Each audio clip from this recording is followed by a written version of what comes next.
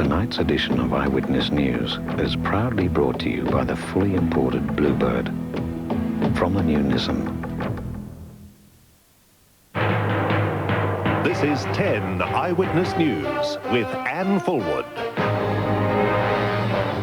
Up for grabs, the blue ribbon seat that could be someone's ticket to the lower house.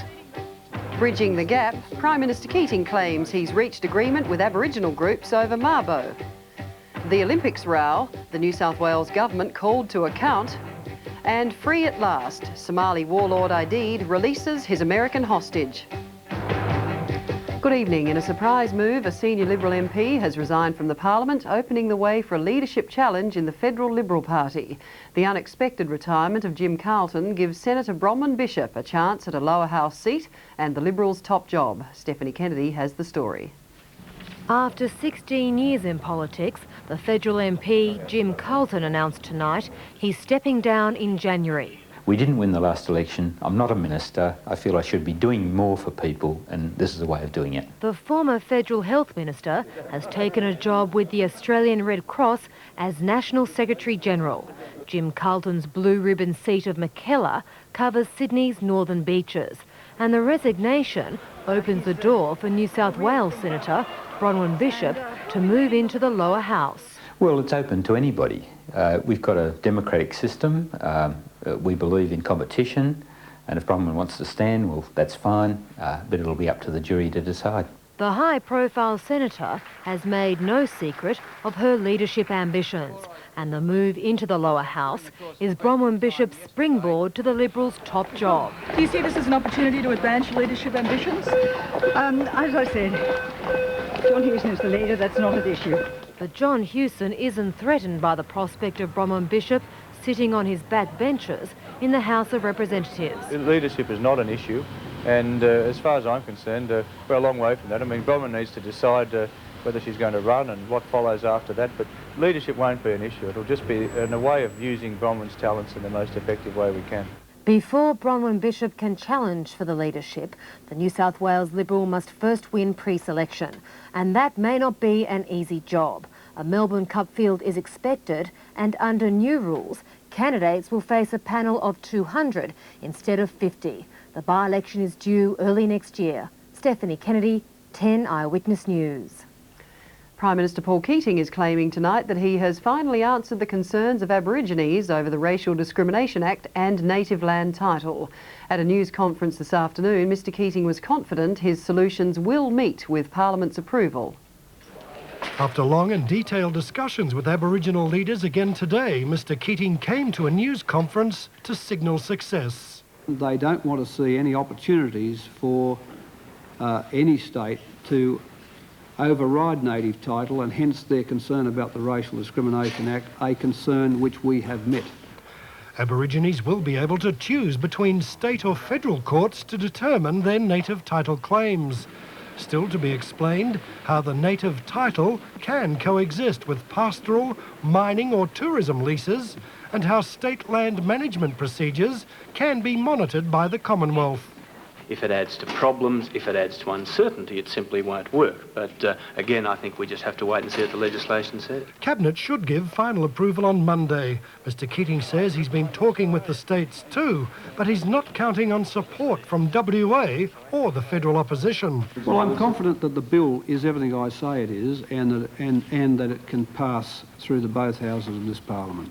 Clearly, Mr Keating is now working with a keen eye to the concerns of the Democrat and the Green senators.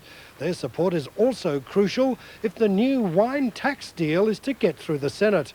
In Adelaide, a nervous toast between the winemakers and Democrats after Senator Meg Lees announced support for the package. We believe that it was essential for the industry that we now get some certainty back into the equation. Still far from convinced, the Green senators.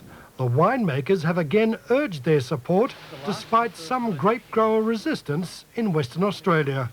Paul Bongiorno, 10 Eyewitness News.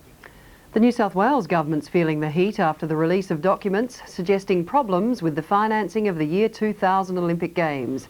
They show that Treasury suggested the government drop its Games bid, warning it could lead to a $1 billion loss. The documents, released under opposition pressure, reveal there's been no financial risk analysis of the year 2000 Games. That was suspended until after the IOC decision in Monte Carlo. There's also the warning of a minimum $180 million deficit. To make up the difference, the following Treasury options: a levy of $100 per year on each household in New South Wales, a 1% surcharge on income tax with a cap of $500 per taxpayer, and a 5% surcharge on local government rates. The documents have severely damaged the Fay government's credibility on the Olympics. Premier Fay says there'll be no Olympic tax. Well, that's reassuring, but why is Treasury saying you need these taxes and that the suggestion of the break-even games is illusory? Why is Treasury saying that you need these taxes to pay for the games? The risk analysis has been resumed. Paul Mullins, 10 Eyewitness News. Investigations are continuing into an explosion and fire at Sydney's Caltex oil refinery early this morning. More than 30 fire brigade units and bushfire crews were sent to the Kurnell refinery when a tank of spent caustic exploded. At one stage, flames leapt 50 metres into the air. Thousands of litres of foam and water were used to cool nearby tanks. A Caltex spokesperson says there was no risk to nearby residents. It's believed the explosion could have been started by an electrical spark. Former Victorian football champion Maurice Rioli is considering his political future after admitting to pawning parliamentary goods. The Northern Territory's Shadow Sports Minister says he did it to raise enough money to attend last month's AFL Grand Final in Melbourne. Maurice Rioli today made public his Achilles heel. I've got to be honest. I'm addicted to gambling. And people do stupid things. It began when he played football in Perth and continued into his political career. Just before the AFL Grand Final this year, Rioli pawned a parliamentary fridge, television and microwave for $500 so he could be there to present the Norm Smith Medal. I'm glad this is out in the open because, you know, you're being a gambler, you're always running around, trying to get a bet on. One item, the microwave oven, was brought back to the Assembly in the dead of night. Presumably it was all a very clandestine affair. It must have been after the Assembly shut down for operations at 10 o'clock last night. And, it all smacks of a very smelly operation. Rioli has resigned from the Shadow Ministry. Police will investigate the matter. Tracy Spicer, 10 Eyewitness News. The man who slaughtered a mother, her 2 daughters and a family friend has been sentenced to life in prison under strict security. William Patrick Mitchell used a tomahawk to murder the family at Greenough, north of Perth, in an attack without motive. The mother, Karen McKenzie, was struck 9 times around the head and then raped. The court ordered the details of the attack on the 3 children were too distressing to be made public. In sentencing Mitchell, the judge said he will not be eligible for parole before serving 20 years in jail. A major federal government inquiry has recommended a massive shake-up of Australia's road and rail transport. The proposals include unlimited numbers of taxis, higher bus and train fares, and motorists paying each time they use new roads and bridges. According to Canberra's Industry Commission, urban transport is in serious trouble. Clogged roads, dirty, unreliable trains and buses, and overpriced taxis. People want a better deal, and we think that people deserve a better deal. So the solutions are dramatic and include an immediate deregulation of the taxi industry, possibly with compensation to cab owners for devaluing their licence plates, worth up to $250,000 each. It's totally irresponsible for governments to hold down the numbers and allow that to happen. Open competition should save passengers an average $2 a trip. Private industry could make buses more efficient too, saving up to 40 cents a trip. But most travellers could be in for a shock. People travelling at peak times, people going to and from work, may have to pay more, and perhaps should pay more than they do at the present time. That's because hidden subsidies to bus and rail commuters cost each household $500 a year. Fares should rise to match the true cost of the service. The bulk of commuters on public transport are people who are going to work. They're in employment, they're relatively well off. Why do we subsidise them? And on the roads, the Industry Commission recommends motorists pay as you drive.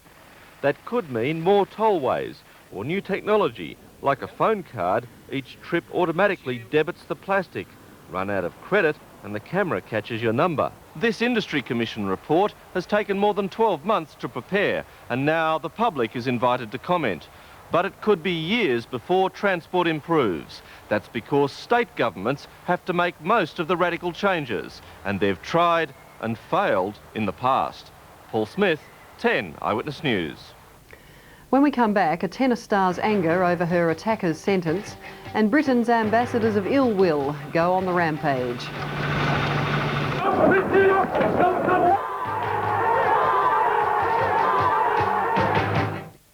Hey, Dad. What's that? That is a bluebird. Wow. It's not. Sure is. 2.4 16-valve double overhead cam. Really goes, huh, Dad? Check this out. Speedo warning lights come up on the windscreen. Yeah. Head-up display. Darling, there's enough room for you to take all the girls to ballet. Automatic climate control, 6-speaker sound system. With 160 watt and diversity antenna. And look, it's got a CD player as well. It hasn't. It has. The fully imported bluebird from the new Nissan.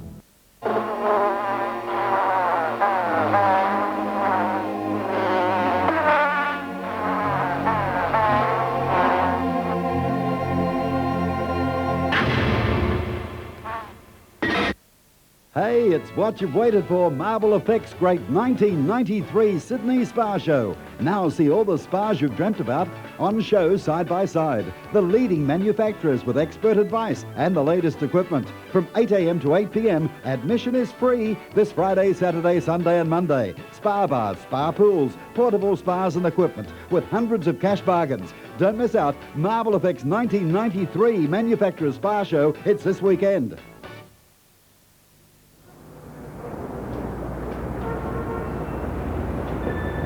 Here, let me make it easier for you. That's just what I'm looking for.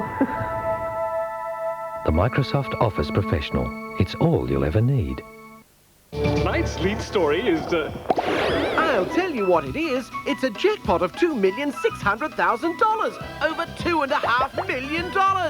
So whatever else you're doing this week, don't forget to pop your pools in. Tomorrow night in 10 Eyewitness News, we unveil Australia's master plan for our biggest ever medal haul in the Sydney Olympics. The full story in our Countdown 2000 feature tomorrow night, 10 Eyewitness News, first at 5 p.m. The man convicted of stabbing Monica Seles has walked away from court a free man. Günter Pasch was given a 2-year suspended sentence by a German court. Seles says she's horrified that Pasch has been released. She suffered a wound in the back when Pasch stabbed her during a match in Hamburg last April. He told the court he'd done it because he was in love with Seles' rival, Steffi Graf. In South Africa, a prominent pro-apartheid politician and a Polish immigrant have been convicted of murdering the ANC activist Chris Hani last April. Prosecutors allege Clive Darby-Lewis and Janos Valus were part of an assassination plot. Darby-Lewis's Australian-born wife was found innocent. Good news for the families of 2 peacekeepers who've been held prisoner by Somali warlord Mohammed Farah Aidid. US helicopter pilot Michael Durant and a Nigerian soldier have tonight been freed. Durant was captured 11 days ago when his helicopter was shot down. The Nigerian had been a prisoner for over a month. They were set free just hours after Aidid told reporters he would release them. It was the first time in 4 months the warlord has been seen in public by the media, the subject of a manhunt. He described how the UN went after him. I have been bombarded while I was at my house from the beginning. But after that, I was always in Mogadishu, moving, and then they never come close to me. The United Nations is stepping up pressure on Haiti's military rulers. The Security Council has voted to reimpose economic sanctions unless the island's elected government is restored. The deal to return ousted President Jean-Bertrand Aristide may not be dead, but it is on the critical list. One of the next steps in the accord calls for General Raoul Cedras to step down as head of Haiti's army this Friday. Will he? The general hopes so. Meanwhile, Cedras said gunmen who took to the streets last week were patriots, outraged because United States and Canadian civil engineers aboard the USS Harlan County carried M16s as well as pistols. Their landing was to be step 7 of a 9-step process designed to return Aristide. We have step number 7 outstanding. It only goes to step number 9. Then we have the complete process in place. It's bound to get harder as you get closer. But step 8 was Cedrus's resignation, and this diplomatic 2-step seemed to be getting nowhere. With hundreds of UN forces still at sea, the commander of the tiny United Nations contingent already in Haiti was sitting tight. We'll proceed when we're convinced that the Governor's Island process is back on track and the authorities demonstrate by their actions as well as their words that our mission will have a secure and cooperative environment to operate in. The military may be facing opposition from some of this country's business people who just want to get on with business, but right now the military's vice-like grip on power in this country shows no sign of loosening. Talks designed to overhaul the world's trading system remain deadlocked tonight. US and European trade negotiators met in Brussels to resolve their differences in a host of areas, including crucial to the GATT talks. But the US is standing firm on the issue of farm subsidies, and it's described French suggestions to put to one side controversial issues such as agricultural subsidies as unhelpful. For their part, the French say that last year's tentative US EC farm trade deal is unacceptable. English soccer has once again shown its ugly side, this time at a World Cup soccer qualifying match in the Netherlands. More than 600 English fans were arrested and locked up in a military barracks by Dutch police in Rotterdam and Amsterdam. Many of the fans had arrived at the stadium without tickets. No admission brought violent responses. Even before the game had kicked off, a lot of them had been deported. The rampage in Holland confirmed the fears of many that Europe's most violent football fans had not changed their game plan. A man who infiltrated soccer gangs in England and then wrote a book about it explains. They think of themselves as defending the idea of the Queen. They are there representing England's honor. So the moment they're provoked, they will respond, and they'll respond very violently. It's that response that has England's honor on the line. It has also disgusted the vast majority of British football enthusiasts who were traveling to Holland in hopes of seeing their team qualify for next year's World Cup contest in the United States. None of them have got tickets. You know, they travel over without tickets. And, you know, cause trouble, and then they know that they're only going to be thrown out of the country. They're not going to be prosecuted, are they? Police in Britain have brought in everything from video cameras to the cavalry to try to discourage violence. At Wembley Stadium in London, officers watch for trouble in the crowd. Partly because of the cameras, violence inside football stadiums has declined. But police say those statistics don't tell the whole story. But that only relates to arrests in and around football grounds during the period of a football match. And what we're saying now is we've identified that there are still problems going on, but they've moved away from the football match, the football ground as a venue, and we know they're still going on. Once again, England is humiliated, and once again, Britons are asking themselves why. Last night on 10 Eyewitness News, we told you about the Serbian orphans facing a cold and desperate winter. Representatives from Care Australia recently visited this orphanage in Belgrade, the Serbian capital. They said 350 children under the age of 3 face malnutrition because food and medical supplies are scarce. Most of the orphans lost their parents in the three-sided conflict still raging in the former Yugoslavia. After the story aired last night, $30,000 was donated towards medical supplies and disinfectants. Still to come, a media merger in America points to the way we'll communicate in the future, and one of Australia's best-known companies pushes ahead with a new deal. You'll need a hand. Hooray for Victor, meet the big brass band. Meets the leader of the band, the Victor 500.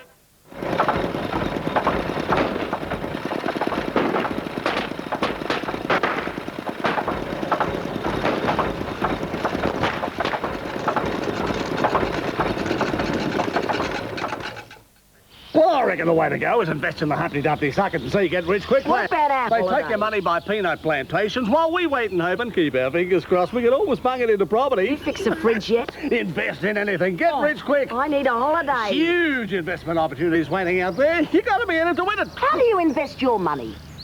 Securely. Our investment guarantees security and performance. New South Wales Treasury bonds. Guaranteed security, guaranteed performance. Magnifique.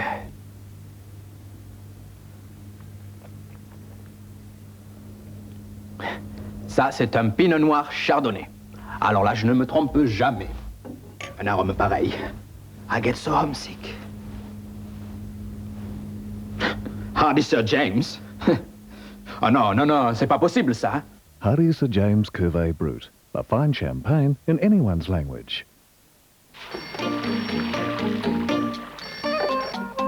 Hello? Sally!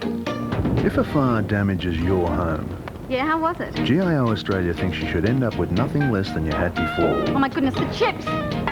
So instead of giving you the used value, we replace all your fixtures new. GIO Australia's reinstatement and replacement policy. Why should every home have one? To be really sure. Phone GIO Australia now. When you choose Optus Mobile, you also get someone like Carol and the Optimizer service. It's Carol's job to make sure that her customers are on the most cost-effective Optus Mobile rate plan. If she finds someone is paying more than they should, she'll tell them. And if they like, switch them to a more economical plan. Optus customers love to hear from Carol. She saves them money. Yes.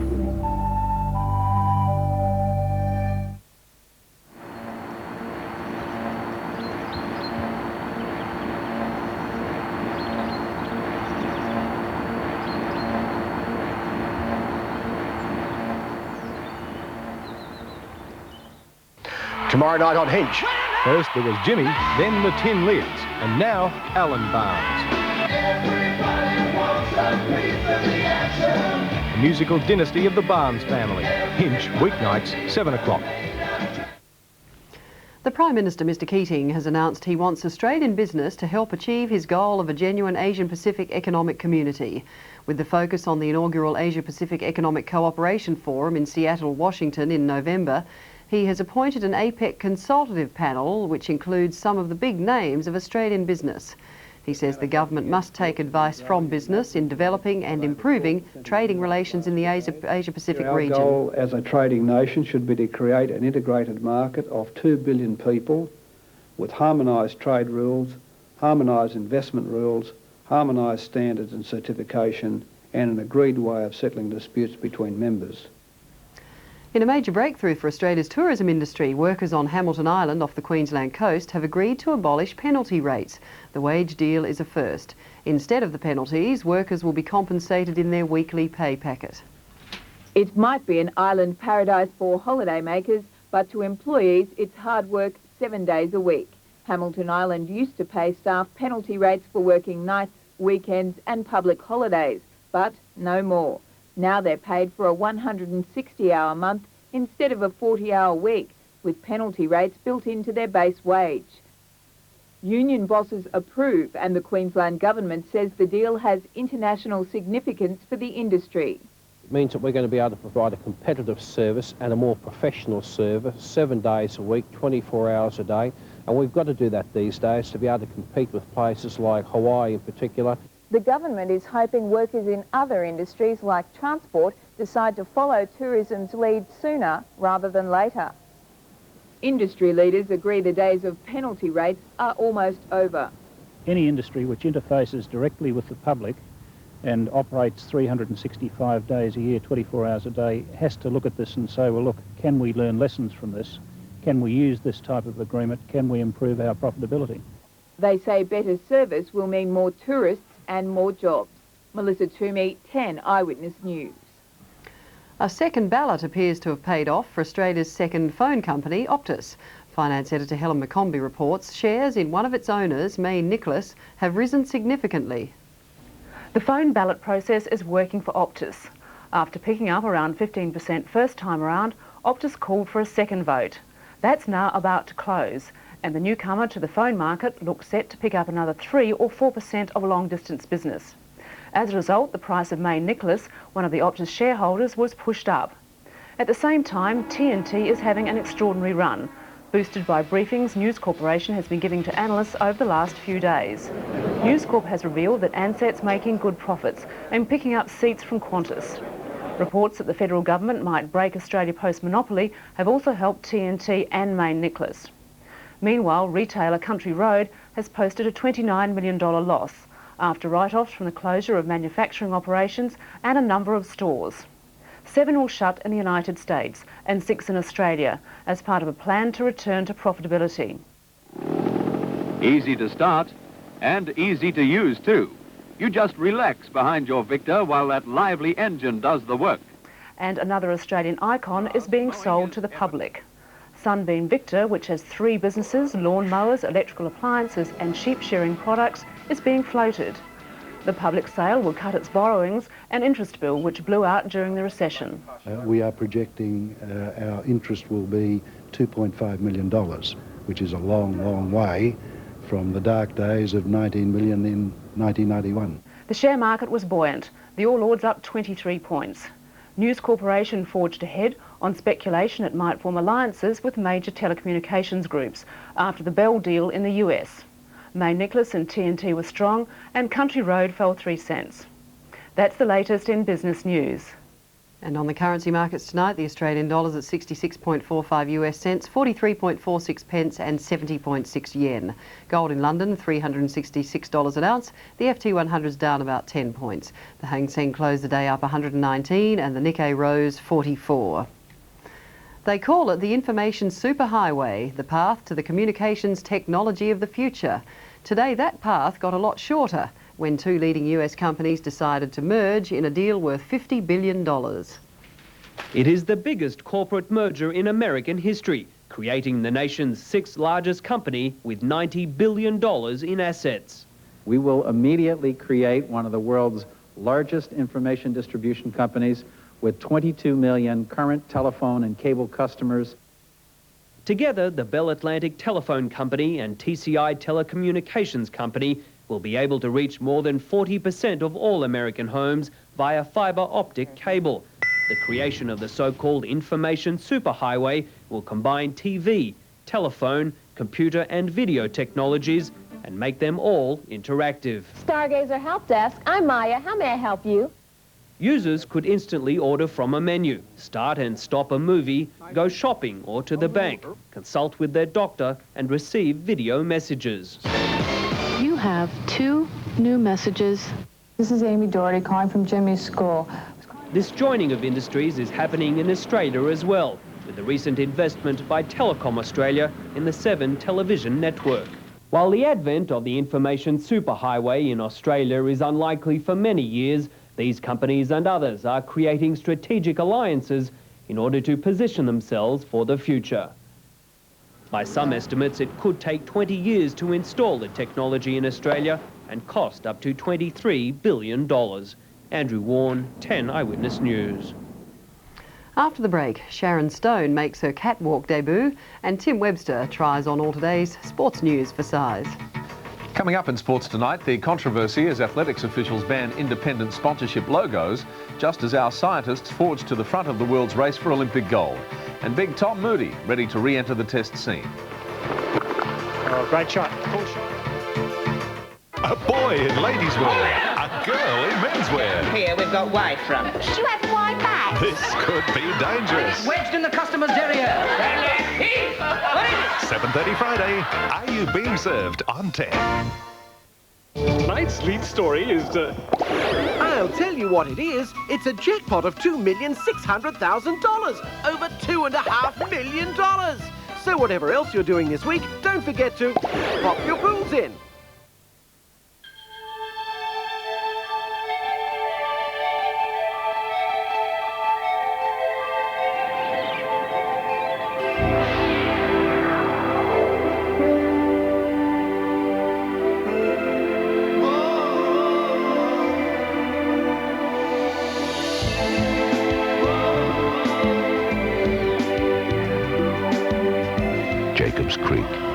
The great Australian Chardonnay.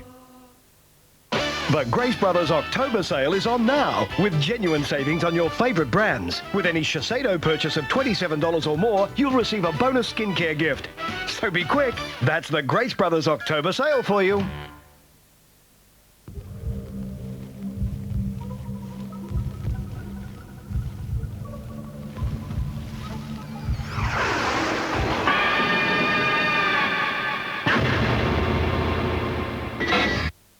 I come across tooth decay almost every day. So I recommend my patients use Colgate with Fluorogard, the proven decay fighter. Nothing to drill. Use the dentist's choice, Colgate with Fluorogard. Kelly Country's factory shop is now open to the public 7 days a week with men's Australian-made fashion suits $99. Famous Kelly Country designs $99. And this week, all leather men's and ladies' jackets, Australian-made, genuine leather, a choice of colours and styles. It's not a mistake from just $98. With men's shirts, trousers and sports coats. Save, buy direct from the Kelly Country factory shop. We're open 7 days. Friday night, murder without motive. I thought I was just a witness. Makes for compelling drama. You're twisting everything to fit a theory. A trio of suspects. Spine-tingling suspense. The Ruth Rendell Mysteries with Inspector Wexford. Friday on 10. Rain and showers were the order of the day across the country today. In the capitals, Perth had rain, but elsewhere it was fine. Temperatures range from 17 degrees in Perth to 33 degrees in Darwin. The satellite picture shows cloud in the west and the eastern part of the country. On the synoptic chart you can see the high in the Tasman Sea, which will influence the weather in the eastern parts of the country. Tomorrow Darwin can expect an overnight shower, Sydney will have a little rain, Canberra will be unsettled, the other capitals will be fine. Saturday's not looking good though. Perth is going to have a few showers. Thunderstorms are forecast for Brisbane, Sydney and Adelaide. The other capitals should be fine. And looking further ahead to Sunday, Adelaide and Melbourne are expecting a shower or two. Canberra will be unsettled. The remainder of the capitals will be fine. And just before we go, the movie star Sharon Stone took a walk down the aisle today, all in the name of fashion though. She stole the show as the surprise celebrity model at the unveiling of French designer Valentino's spring collection in Paris. On the catwalk she wore a mini wedding dress. Outside, she was flanked by 8 bodyguards who had to keep admirers at bay. It's rather a far cry from her cold-blooded killer role in the film Basic Instinct. Ain't that the truth? That's the 10 Eyewitness News for now. Stay on 10 for Sports Tonight with Tim Webster, and I'll be back tomorrow night. I'm Anne Ford. Hope to see you then. Good night. Tonight's edition of Eyewitness News was proudly brought to you by the fully imported Bluebird. From the new Nissan.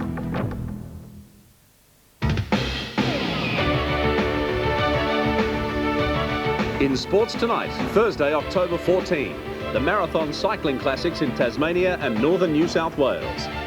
The West's Tom Moody back in form and ready to wield his Duncan Fernley like never before. The World Series countdown underway with the National League champs decided. And Australia's sports scientists digging for gold.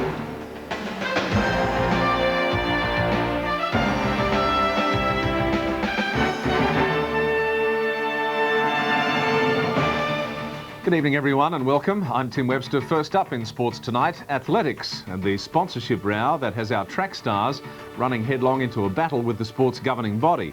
Athletics Australia is cracking down on personal endorsements, a move that will make it tougher for our champions to clear financial hurdles and train. Through club and through state and national sponsorship arrangements, athletes are allowed to wear one logo on their singlets. An individual athlete, however, is not allowed to go off and make their own individual arrangements. Individual endorsement in track and field is out, even if you are the national champion, and especially if you're wearing advertising insignia.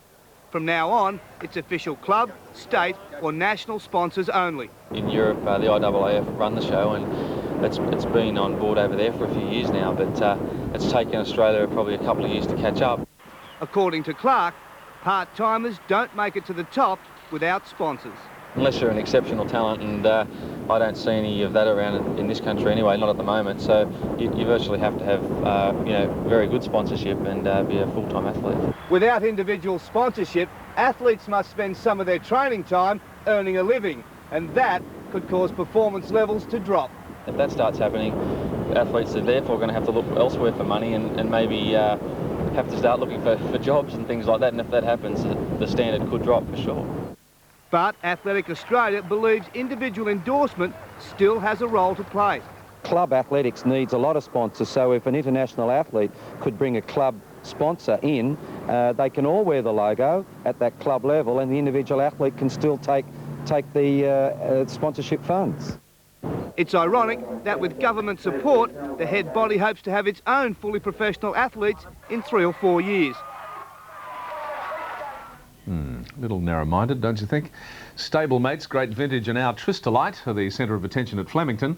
Great Vintage over its barrier draw for the Caulfield Cup. Our Tristolite after an impressive workout. 2 days before the running of the first leg of the Cup stubble, and Flemington is a hive of activity. And one of the early workers was amongst the star performers. Our Tristolite, with her newly acquired blinkers, finished her 2,000-metre gallop in brilliant fashion, prompting glowing praise from trainer Bart Cummings. She went out to do a bit more work. She worked in blinkers this morning and ran the last 400 metres in 24 and a fraction, and it's the best work she's done up to date. Not making as much time, Cup favourite Great Vintage, but she looked bright and fresh, and Bart isn't concerned with the wide barrier. She races out the back, and it's probably the right draw for her. She can't get knocked over, and she'll gradually come in the race, I suppose, the last 800 metres. Also drawn out in the crowd is last year's winner Mannerism, one of 4 runners to be saddled up by Lee Friedman. Perhaps his best chance is Sub-Zero.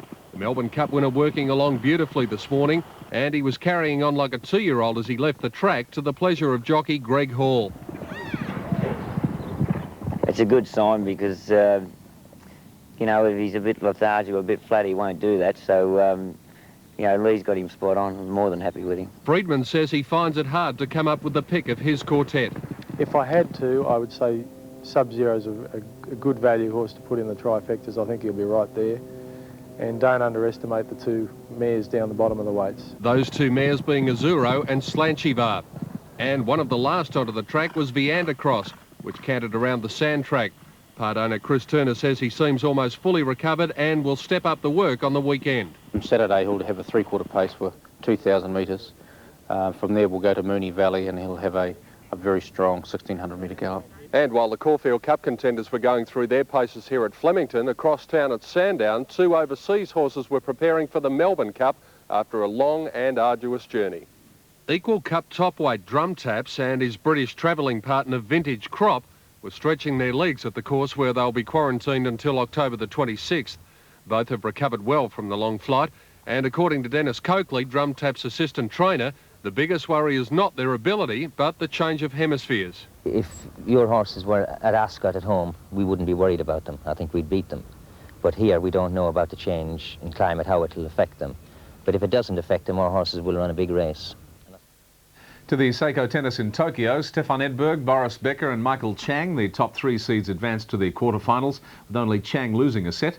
But 5th-seeded Goran Ivanisevic and number 6 Richard Krajicek both bowed out. Edberg beat his countryman Jonas Svensson 6-2, 6-4. 2nd-seeded Becker smashed 19 aces to down American Patrick McEnroe 6-1, 7-6. Chang, the 3rd seed, overcame 13th-seeded Australian Mark Woodford 4-6, 6-1, 6-3.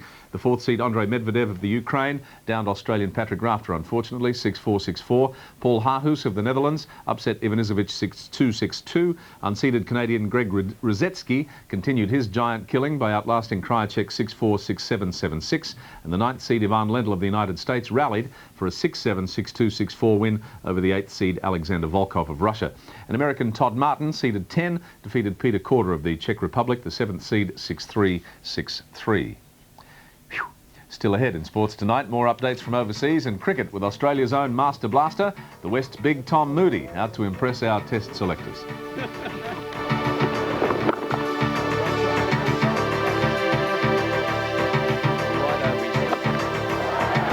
That's a bigger one.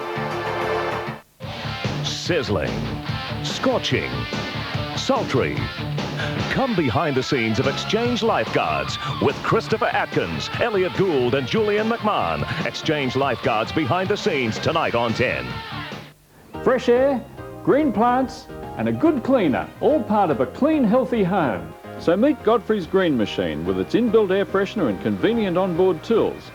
But here's the best part, 1100 watts of suction that puts real satisfaction back into cleaning and copes easily with cleaning emergencies. Godfrey's price is just $95 or even less with trade-in. Godfrey's, 36 Parramatta Road, Lidcombe, Halton Street, Lakemba, Parramatta Road, Camperdown or the Godfrey's store near you. At Dale Ford we have used cars and finance for everyone's budget. and I'm cleaning them all up for Ian. But they're already perfect, Auntie Ethel. They can never be too clean. You can buy a used car from us with absolute confidence. Cleanliness is next to godliness. And drive away the same day with low repayments and no deposit. Oh, look, Ian! Happy customers! Don't you get that dirty, dear? Auntie Ethel. Dale Ford Used Cars, 2 big locations at Bankstown.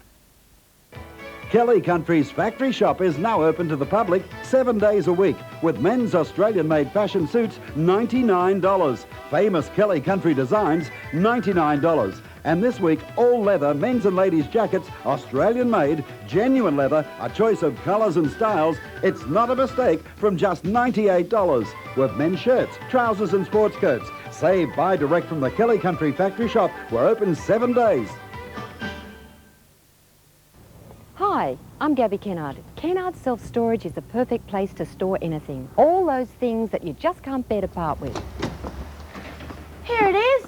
And there's a lot more room if we need it. These people run their business from here. I lock it and I keep the key. My backyard's free and at Kennard's I'm not locked into a lease. We have access 7 days a week. It's so easy.